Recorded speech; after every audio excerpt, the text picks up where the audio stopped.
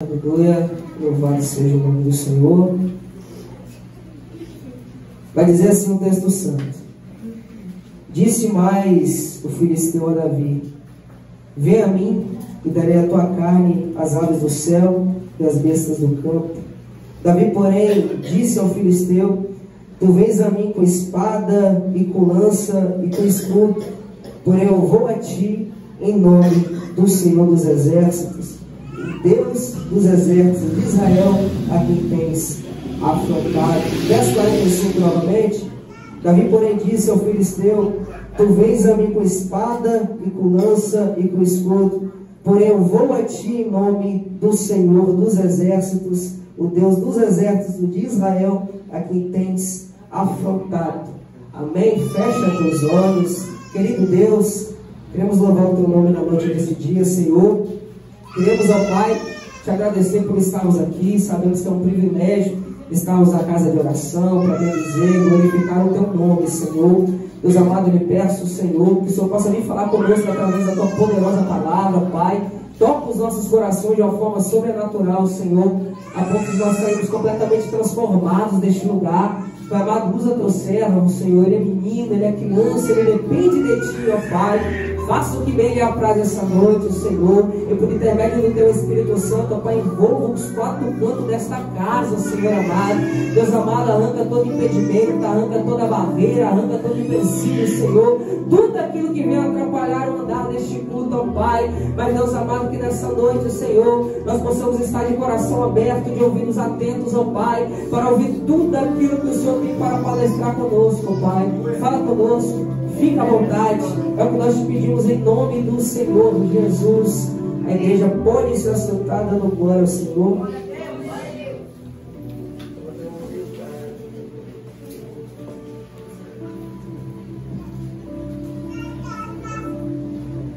Aleluia.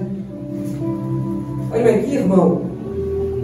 Hoje nós vamos mergulhar um dos textos mais emblemáticos da Bíblia Sagrada, a saber, a vitória do pequeno Davi contra o gigante Golias. É bem verdade, se eu fosse perguntar, alguns, a maioria ou até todos, saberia acerca dessa passagem, pois é muito conhecida. Essa passagem ela se encontra no livro de 1 Samuel. Este livro de 1 Samuel ele foi escrito aproximadamente 1000 anos antes de Cristo e leva o teu autor, o próprio Samuel, que escreveu alguns capítulos, com outros autores terminando este livro. Este livro vai englobar uma das histórias mais importantes da história de Israel, pois ali vai nos mostrar a transição do período teocrático para o período da monarquia. O que é isso, Gabriel?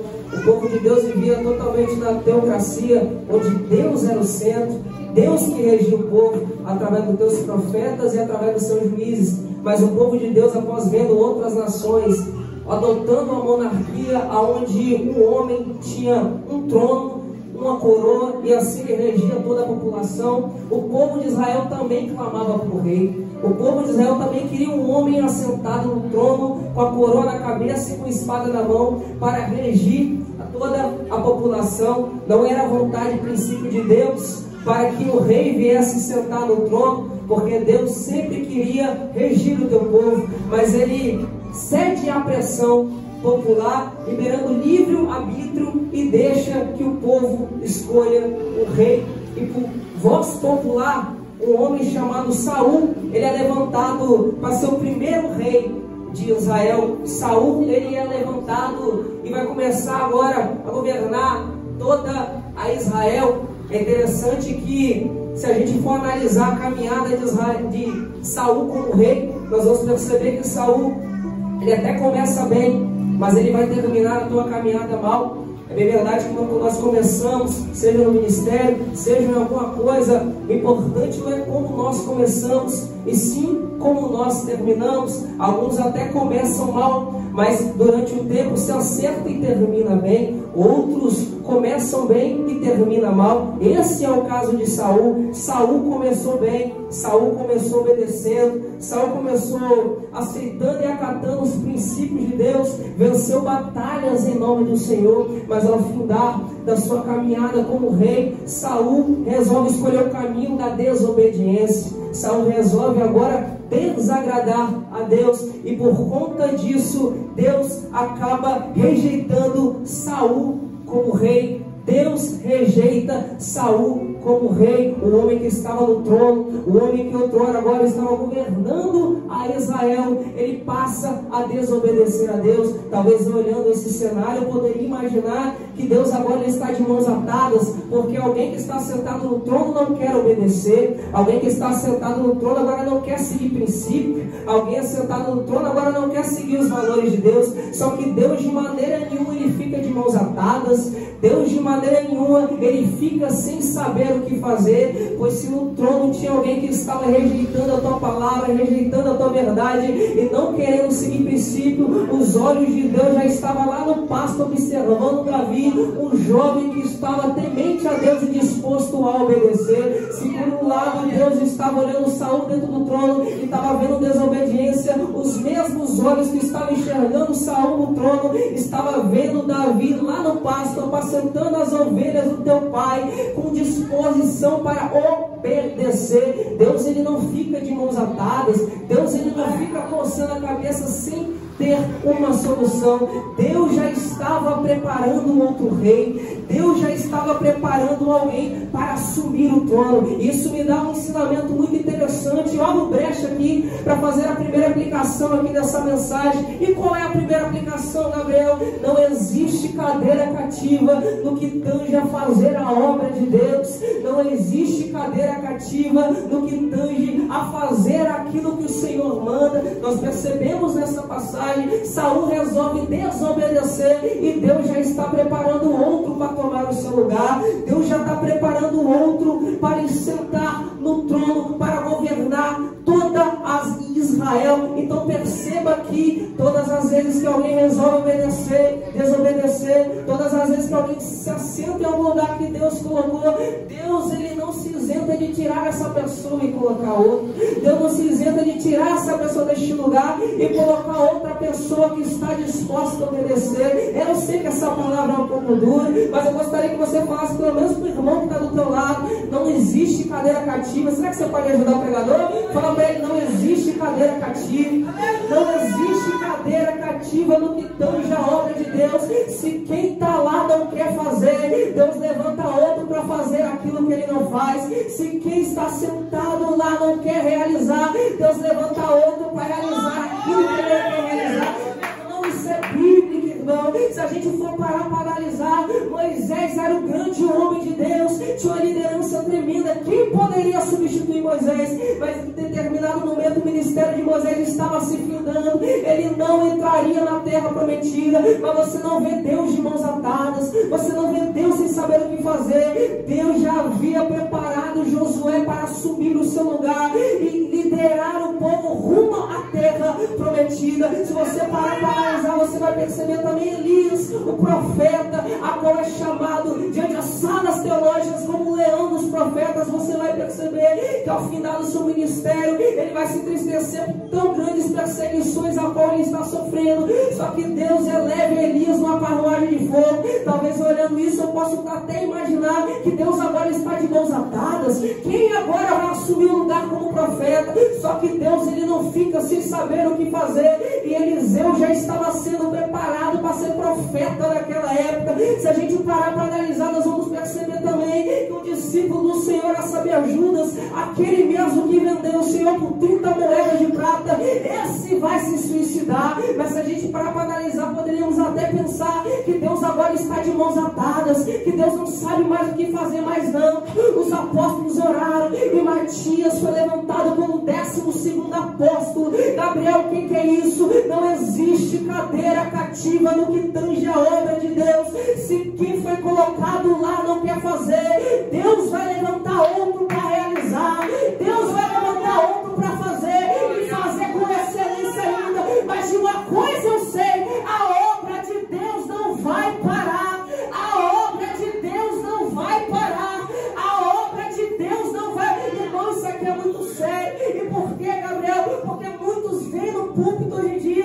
acha estrela, e se acha estrelinha de Jesus. Como assim, Gabriel? Se eu não fazer, ninguém faz. Se eu não pregar, ninguém prega. Se eu não cantar, ninguém canta. Se eu não estiver aqui, ninguém faz. E com isso acaba tendo um pensamento relaxado. Faz de qualquer jeito, prega de qualquer jeito, canta de qualquer jeito, faz a obra de qualquer jeito. Só que o tempo de Saul já está sendo contado aqui essa noite. Porque se tem Saul sendo negligente, se tem um Saul não querendo obedecer, se tem um Saul não querendo seguir o princípio de Deus, Deus vai levantar Davi nessa obra para fazer com esse. Será que tem Davi aqui essa noite? Será que tem Davi aqui essa noite? Será que tem Davi aqui essa noite? Isso, irmão, dá glória mesmo. É palavra do céu. Deus vai te levantar para fazer o que ninguém faz. Deus vai te levantar para realizar o que ninguém realiza. Deus vai te levantar para ter feitos a qual ninguém está fazendo. Você está entendendo isso aqui, meu irmão? Deus vai te levantar para ir lá naquele campo onde ninguém está indo, mas através de você aquela alma vai aceitar Jesus. Você está entendendo isso aqui, irmão? Deus vai te levantar, Davi. Deus vai te levantar, Davi. Aonde ninguém está fazendo, você vai fazer. Aonde ninguém está pregando, você vai pregar. Aonde ninguém está usando a tua voz, você vai ser a voz profética dessa nação. Deus vai te usar, Davi.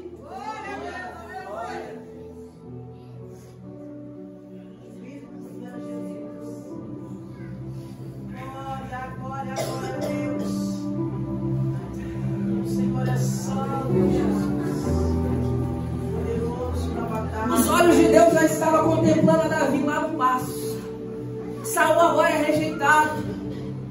E com isso veio a voz de Deus ao profeta Samuel, dizendo: Samuel, vá até a casa de Jessé o belemita, porque de lá da tua família eu tenho provido o rei. Samuel vai até a casa de Jessé em Belém. Ele vai entrar naquela casa, e a expectativa que ele tem é uma expectativa comum dentro do ser humano, porque o ser humano tem tendência a julgar, a olhar e tomar conclusões pela aparência, por aquilo que ele enxerga ou por aquilo que ele vê. Vai acontecer a mesma coisa com Samuel. Samuel, ele vai até a casa de Jessé, ele vai observar um dos filhos de Jessé. Jessé, ele tinha filhos guerreiros, Jessé, ele tinha filhos de frente de batalha. Então quando ele percebe que alguns filhos estão passando na casa de Jessé, ele vai olhar para Eliabe e vai dizer: é esse que é. Ele vai olhar para Abinadab e vai dizer: é esse. Ele vai olhar para Samar e vai dizer: é esse. Ele está olhando com os próprios olhos, ele está enxergando aquilo que ele está vendo, ele vai tomar as suas próprias conclusões. Mas eis que veio a voz de Deus para Samuel dizendo: Samuel, você está olhando com seus próprios olhos, Samuel, você está olhando o estereótipo que está por fora, mas eu, Senhor teu Deus, contemplo um coração. Então você percebe que Samuel tem uma forma de enxergar o rei tem que ser robusto, o rei tem que ser forte, o rei tem que ter boa postura. Só que Deus, ele tinha uma visão completamente diferente. Enquanto Samuel estava vendo o que estava por fora, Deus estava contemplando Davi lá no pasto. E o que Deus estava contemplando, Davi? O teu coração, o que estava do lado de dentro, o que Davi tinha lá no pasto, os seus irmãos não tinham dentro da casa. Enquanto Eliabe tinha postura, enquanto Abinadab era forte, enquanto Samar, ele era guerreiro, Davi, ele tinha um coração contrito e quebrantado para Deus. Ai, irmão, eu vou entrar nisso aqui. O que agrada o coração de Deus não é a aparência bonita. É importante, Gabriel? É. O que agrada o coração de Deus não é a gravata bonita. É importante, Gabriel? É. O que atrai o coração de Deus não é o terno bonito. É importante, Gabriel? É. Mas não adianta andar bonito por fora e ter o coração distante de Deus, pro lado de Deus. Você está entendendo isso aqui, irmão? Não adianta eu me vestir bem, colocar a Bíblia debaixo do braço e dizer: eu vou pro culto, se o meu coração ele está distante. Deus, muito mais do que a tua aparência, ele quer teu coração. Deus, muito mais que a tua veste, ele quer o teu caráter. Deus, muito mais daquilo que você está se aparecendo, ele quer o seu interior. Capta a mão desse crente que está do teu lado, que está com cara de assustado, bate nele assim e fala: como é que está teu interior? Como é que está teu coração? Será que está distante? Ou será que está próximo de Deus? Fala para ele. Como é que está o seu coração nessa noite? Se você olhar na Bíblia Sagrada, você vai perceber Jesus.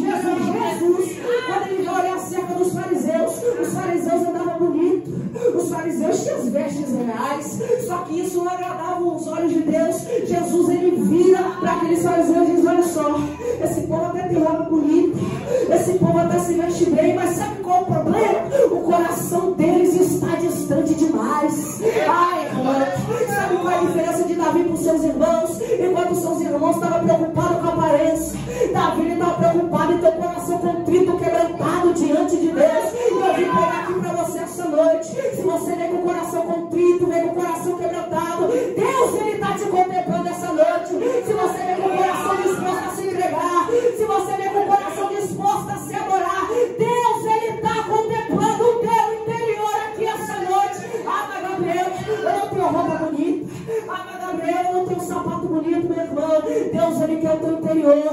Deus, ele quer o teu coração. E se tiver uma alma contrita, quebrantada aqui essa noite, os olhos do Senhor se voltam contra ele.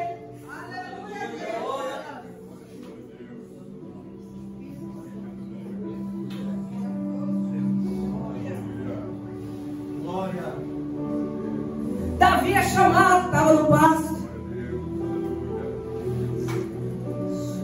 E ninguém se assenta à mesa até que ele chegue. Quando ele chega, Deus fala no ouvido de Samuel: é esse aí, Samuel. E ele é ungido perante os seus irmãos. Só que olha que é algo interessante, que Davi, ele não se assenta no trono após ele receber a unção. Davi, ele não se assenta no trono após receber a unção de rei. E o que acontece com Davi, Gabriel? Ele volta para o pasto. Ele volta a pastorear as ovelhas de seu pai. Percebe que o cumprimento não vem logo depois da unção. Não, irmão. Ele volta para o mesmo lugar. Vai pastorear as ovelhas de seu pai. O que eu entendo com isso? Meu irmão, para tudo que é uma promessa, para tudo que é unção, para tudo que tem um propósito, tem um tempo determinado para acontecer. Aleluia! Tem a distância entre aquilo que foi liberado para se cumprir. Há momentos de preparação. Davi entendia isso. Davi entendia que precisava se preparar. Por isso ele volta para o pasto, irmão. Se a gente parar para analisar e tentar observar a idade de Davi, ele tinha aproximadamente para 15 para 17 anos. Só que só vai começar a reinar em Judá com 30 anos de idade. Percebe, irmão, que ele espera entre 15 e 13 anos para o cumprimento dessa promessa, para o cumprimento da unção. Enquanto isso, ele estava se preparando no pasto. Ele estava cuidando das ovelhas do seu pai. E durante o pasto, e durante aquele lugar, Jesus estava preparando ele. Deus estava preparando ele. Deus estava fortalecendo ele. Deus estava forjando o caráter dele. E isso é interessante porque hoje em dia nós negligenciamos o tempo.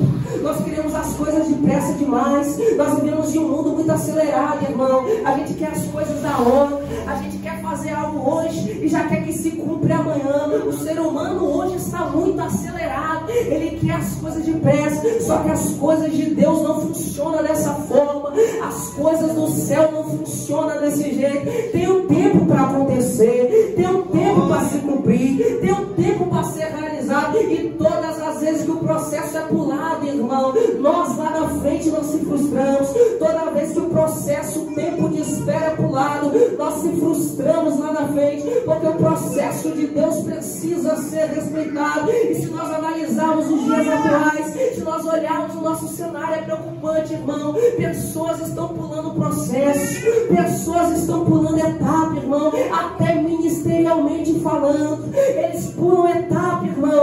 Aceita Jesus hoje, já quer ser pastor amanhã. Aceita Jesus hoje, já quer estar atrás do púlpito pregando. Nem abre a Bíblia para ler, mas já quer ensinar. Etapas sendo puladas, etapas e processos sendo pulados. E qual é a consequência disso, irmão? Nós vemos nos altares pastores que não sabem nem pastorear, pastores que não sabem deixar uma palavra, levitas que não sabem ministrar. Por quê? Porque pulou etapa, pulou processo, quer ir rápido demais, quer chegar rápido demais. Mas eis a palavra de Deus para a tua vida aqui essa noite. Não pula os processos que eu coloquei na tua vida, não pula as etapas que eu coloquei na tua vida. Até porque quando você vive o processo, eu vou te amadurecendo. Ai, irmão, você não está aqui não. Enquanto você passa pelos processos, eu te amadureço. Enquanto você passa pelos processos, eu te fortaleço. Enquanto você passa pelos processos, você tem vigor, você tem energia, você tem força. E eu digo mais, se Davi pulasse o processo no pasto, ele seria um péssimo rei no trono. Mas porque ele respeitou os processos no pasto, Deus estava com ele naquele trono. Quer que Deus esteja com você lá na frente? Respeita o processo. Quer que Deus esteja com você lá na frente? Respeita as etapas. Respeita os processos estabelecidos por Deus. Porque quando você chega lá, você vai estar preparado.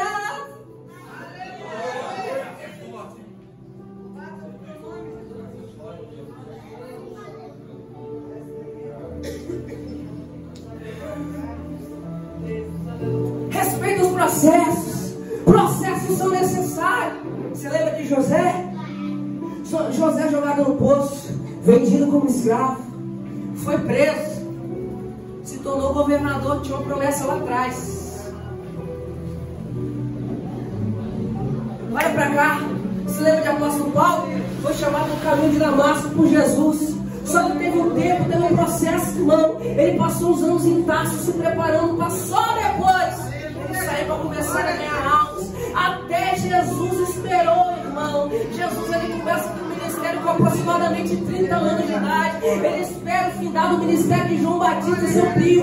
Quando João Batista finda do ministério, Jesus, ele se apresenta para o povo e começa a ministrar repreendentes, porque é chegado ao reino dos céus. Até Jesus ele esperou, até Jesus ele aguardou, até Jesus ele esperou um tempo determinado. Talvez eu estou pregando para a gente aqui que passou um ano, passou 2 anos, passou 3 anos, e talvez aquilo que Deus liberou para a tua vida ainda não aconteceu. Talvez eu estou pregando para a gente aqui que alguém, Deus levantou alguém para falar, vai ser profeta, vai ser pregador, vai ser cantor, vai ser levado para nações, e até agora não se concretizou. E esse tempo frustra a verdade, e esse tempo tende a nos fazer desanimar. Mas eis a palavra do Senhor para a tua vida: eu estou te preparando para algo novo. Ah, só 2 pessoas receberam isso aqui. Eu estou te preparando para algo novo.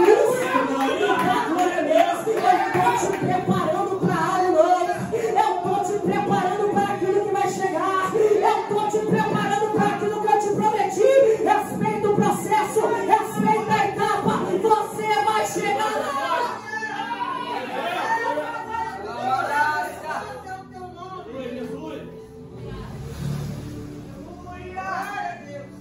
Olha para cá. Davi tem um tempo de preparo.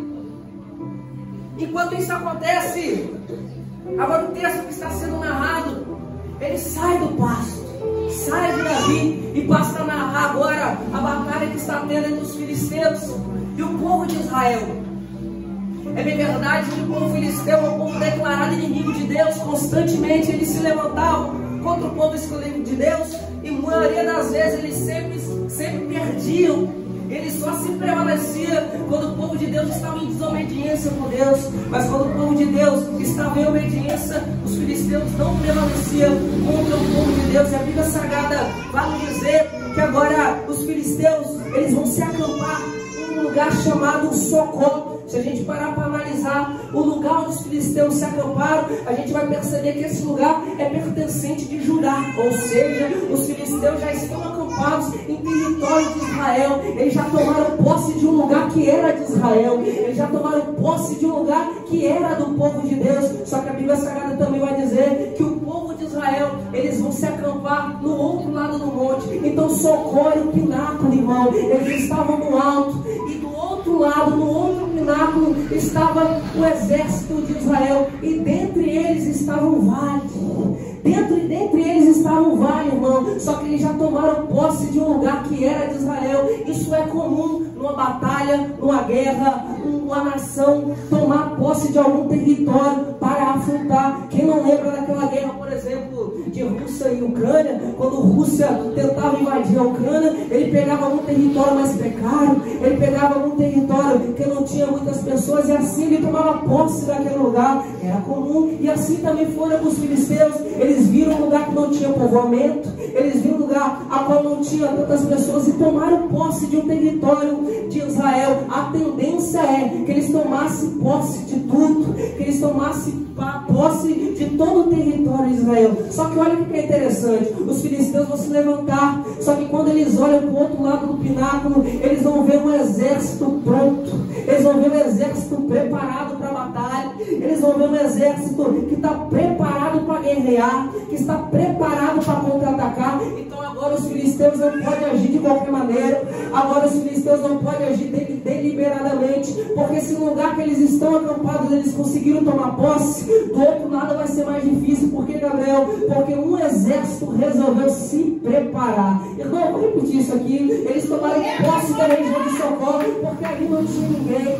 Ali eles tomaram posse, fizeram o que quiseram, mas agora eles não podem tomar posse de outro lado, Gabriel. Por quê? Porque do outro lado teve um exército que resolveu se preparar. E eu posso dizer a verdade aqui: quando tem um exército preparado, quando tem um exército mostrando resistência, o inimigo não pode agir deliberadamente, o adversário não pode agir da maneira que quer. Agora ele tem que planejar, agora ele tem que coçar a cabeça: o que eu vou fazer agora para derrubar esse povo? E por que ele está pensando? Porque o povo resolveu se movimentar e se posicionar. Isso é profético, irmão, e isso é fato. Todas as vezes que nós não estamos na posição, todas as vezes que nós resolvemos não se posicionar, você pode ver o adversário de nossas almas, ele faz o que quer, ele age da maneira que quer, ele faz a voaça, mas todas as vezes que ele bate de frente com alguém posicionado, eu duvido ele fazer o que bem planeja, eu duvido ele fazer e agir da maneira que quer, não. Ele fica planejando, irmão. É por isso que a Escritura vai dizer que o inimigo de nossas almas, ele é como um leão bramando,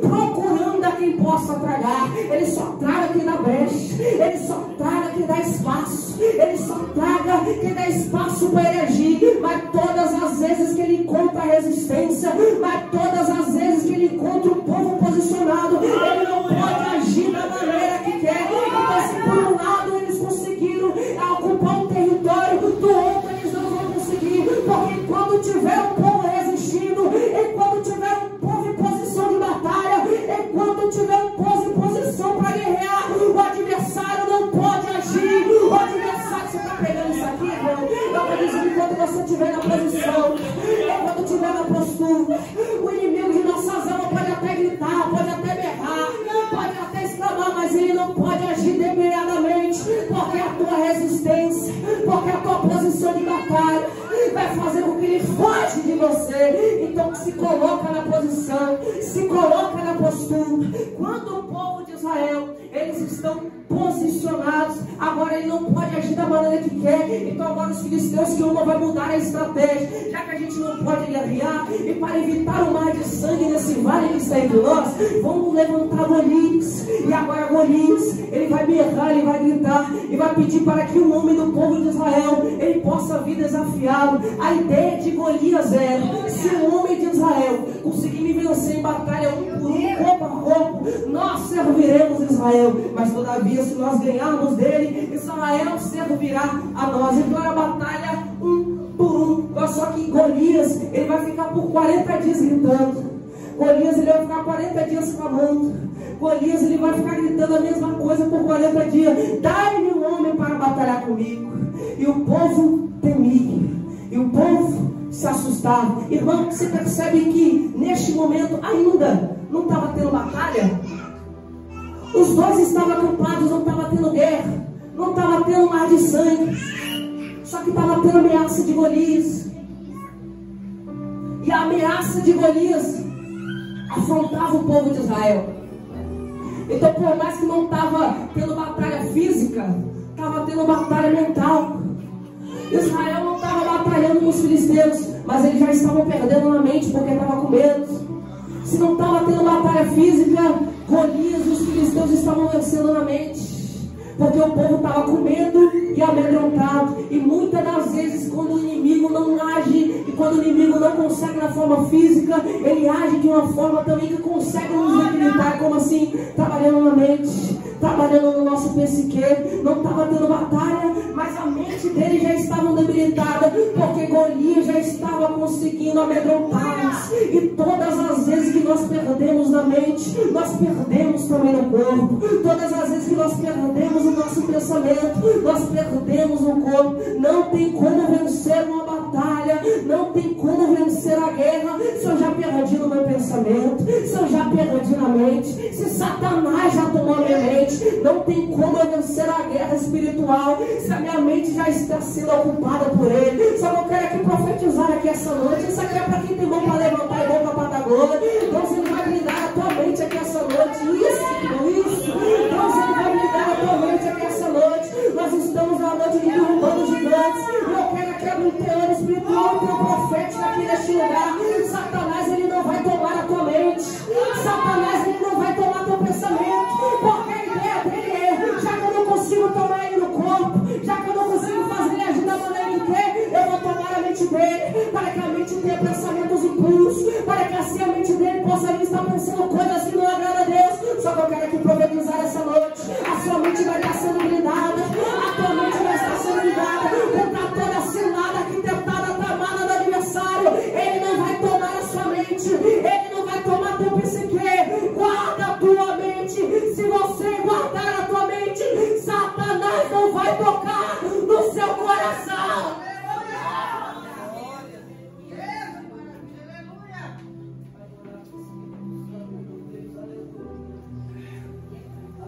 Guarda a tua mente. Estou encerrando. Agora eu vou. Neste momento de afronta, o cenário volta novamente para Davi. E agora o pai de Davi, a saber, Jessé, vai dar uma ordem para que ele leve pão para seus irmãos que estão lá na frente de batalha. Davi, como obediente, ele vai levar este alimento para os seus irmãos na guerra. E é interessante que todos que entram na batalha, eles vão com espada, eles vão com escudo. Mas Davi, ele vai levando pão, vai levando sustento para seus irmãos. Porque há dois tipos de pessoas em frente de batalha, e você precisa entender isso. Tem pessoas que precisam guerrear, só que tem pessoas também na frente da batalha que precisam ser alimentadas. Tem pessoas na frente da batalha que estão debilitadas, que estão cansadas, que precisam de alimento. Então Davi, ele vai para a guerra, só que a princípio ele não vai para guerrear. Ele vem para alimentar aqueles que já estão na guerra. Ele vem para alimentar aqueles que já estão na batalha. E nós temos que ter essa percepção, irmão. Porque muitas das vezes alguém do nosso lado, irmão, ente querido, está numa batalha, está numa guerra, e nós não levamos pão para alimentar, nós não levamos pão para comer. Davi, a princípio, foi levado para alimentar aquele que está sendo debilitado. E esse é um dos princípios de Deus: alimentar aqueles que precisam, sustentar aqueles que estão precisando. E muitas das vezes nós não fazemos isso, irmão. Nós deixamos de levar pão e levamos espada,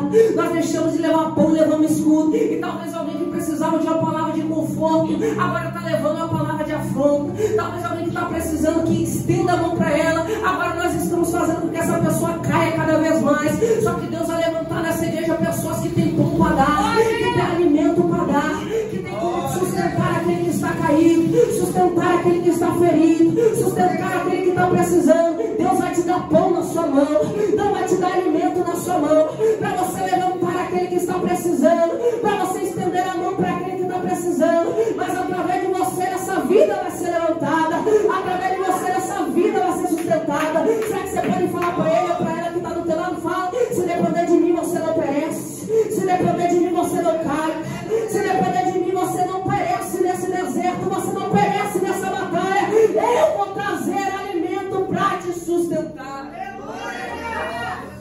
Davi chega, e agora ele vai se deparar com a cena: Golias se levantando, afrontando o povo de Israel. E quando Golias está se levantando para afrontar o povo de Israel, Davi, ele vai se perguntar: mas quem é esse? Para afrontar o povo do Deus vivo. Quem é esse? O interessante é que Davi agora vai perguntar para um soldado, vai perguntar para o outro. Porque quando ele chega, ele ouve uma conversa que se aquele que vencesse Golias, esse seria exaltado, tomaria a filha de Saul também como a sua esposa, será isento de muitos tributos. Então havia uma recompensa para aquele que matasse ou vencesse a Golias. Só que quando Davi agora ele está interessado nesse assunto, ele pergunta e questiona desse assunto, vai se levantar um dos seus irmãos e vai questionar a Davi, porque ele está na frente de batalha. O que tu fazes aqui, Davi? Bem sei a sua intenção, teus pensamentos. Você veio apenas para ver a batalha. Só que se a gente analisar, não é intuito, princípio de Davi a ver a batalha, e simplesmente foi levar alimento para os seus irmãos. Só que Davi novamente, ele vai questionar acerca da recompensa que vai ter. E quando o Davi, ora, ele vai saber disso, da afronta do filisteu, da afronta de Golias, ele vai exclamar em alta voz: quem é esse incircunciso para afrontar o povo do Deus vivo? E quando agora os soldados vão ouvir aquilo que Davi está falando, eles vão levar esse assunto para Saul. E Saul, sabendo disso, vai chamar a Davi para junto da tua tenda. E agora Davi, quando chega na tenda de Saul, agora Davi, ele vai dizer: não precisa levar nenhum homem, eu vou enfrentar esse gigante, eu vou enfrentar esse Golias, eu vou enfrentar esse homem. Só que Saul a princípio não deixa, pois Golias, ele era homem guerreiro desde a tua mocidade. Só que o que Saul não sabia era das batalhas e das guerras que Davi, ele enfrentava enquanto estava no pasto. Só que Saul, ele não sabia das grandes batalhas, das lutas que Davi teve quando estava no pasto. Então talvez Saul, ele sabe da história de Golias, um homem guerreiro, corajoso, sabe da história dele. Só que ele não sabe da história de Davi. Ele não sabe o que ele passou, ele não sabe o que ele sofreu, ele não sabe o quanto foi fortalecido lá no pasto. Então para Saul, ele não tem capacidade de vencer. Para Saul, ele não tem capacidade de afrontar a Golias. Só que Davi, ele conta a tua história, como ele enfrentou o urso, como ele enfrentou o leão, e como ele venceu essas atrocidades lá no pasto para defender as ovelhas do seu pai. E sabe o que é interessante? Davi está usando da tua experiência no pasto, Davi está usando da tua experiência naquele lugar para ter convicção que ele vai vencer o gigante, para ter convicção que ele vai vencer a batalha. Sabe o que Davi está fazendo aqui? Se o mesmo Deus, se o Deus fez eu vencer o urso, se Deus fez eu vencer o leão, o Deus também vai me fazer vencer esse gigante Golias.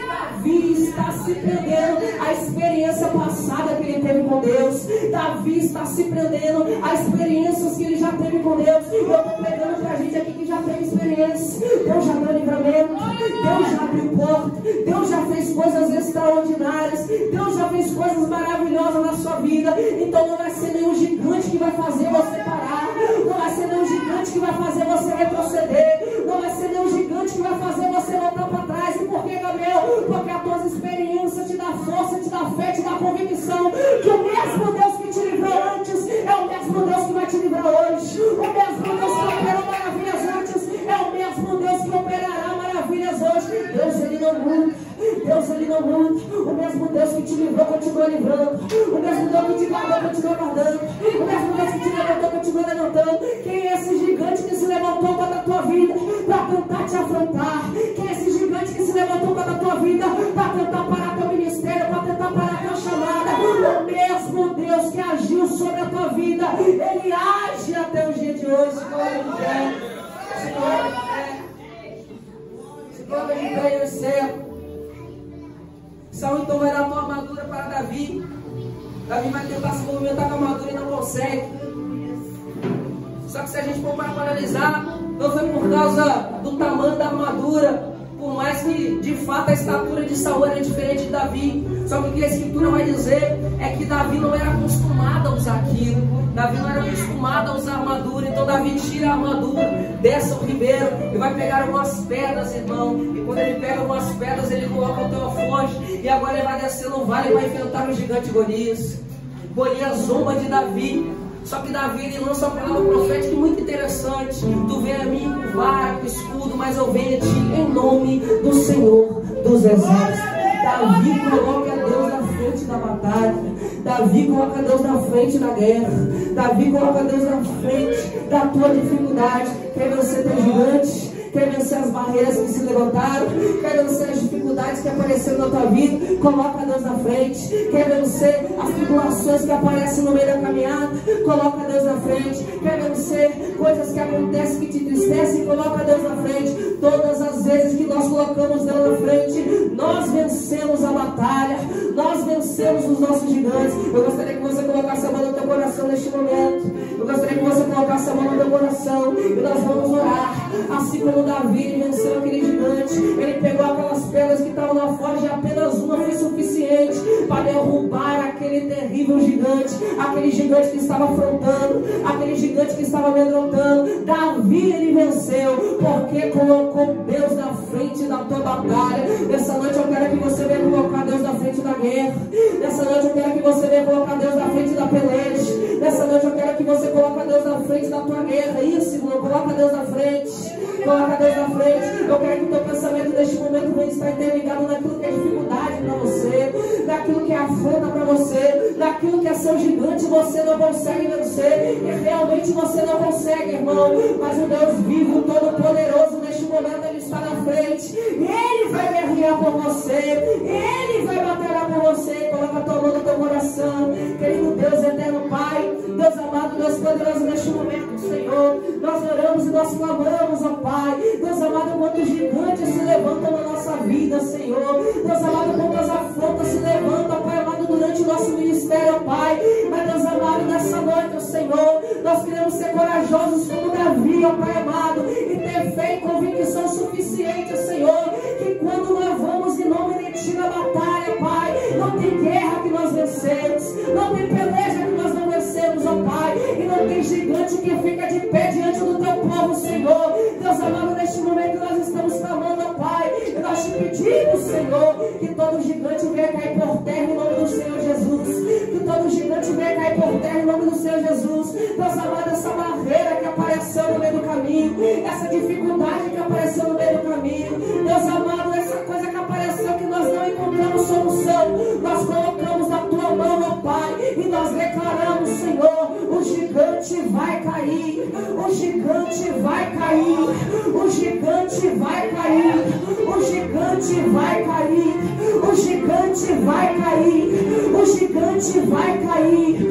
o gigante vai cair, o gigante vai cair. Deus amado, vai agir agora, Senhor, vai agir agora, Pai, glorifica o Teu santo nome, dá a vitória para o Teu povo, em nome do Senhor Jesus. A igreja bate palma e glorifica o nome do Senhor.